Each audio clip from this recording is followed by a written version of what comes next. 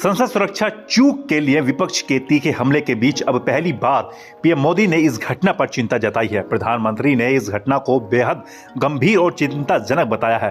प्रधानमंत्री ने कहा कि लोकसभा अध्यक्ष ओम बिरला पूरी गंभीरता के साथ जरूरी कदम उठा रहे हैं और घटना की गंभीरता को कम करके नहीं आंका जाना चाहिए। उन्होंने कहा कि इस पर बहस करने की कोई जरूरत नहीं है और विस्तृत जांच की जानी चाहिए।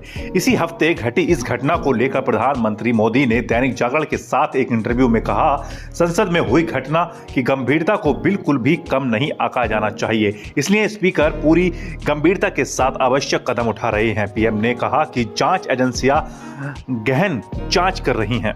पीएम मोदी का ये बयान संसद सुरक्षा चूक को लेकर आया है। 13 दिसंबर को 2001 के संसद हमलों की 22वीं बरसी पर दो आरोपी सागर शर्मा और मनोरंजन डी शून्यकाल के दौरान पब्लिक गैलरी से लोकसभा कक्ष में कूद गए थे।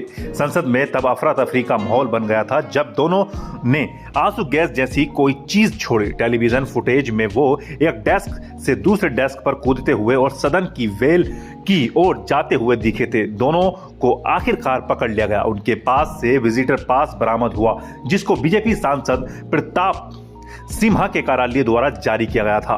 बाद में पता चला कि संसद परिसर के पास से दो लोग और पकड़े गए। लगभग उसी समय दोनों अमोल सिंधे और नीलम आजाद ने संसद परिसर के बाहर तानाशाही नहीं चलेगी और अन्य नारे लगाते हुए रंगीन धुआं छोड़ा था। चारों के पकड़े जाने के बाद फिर एक और को गुरुग्राम से हिरासत में लिया गया।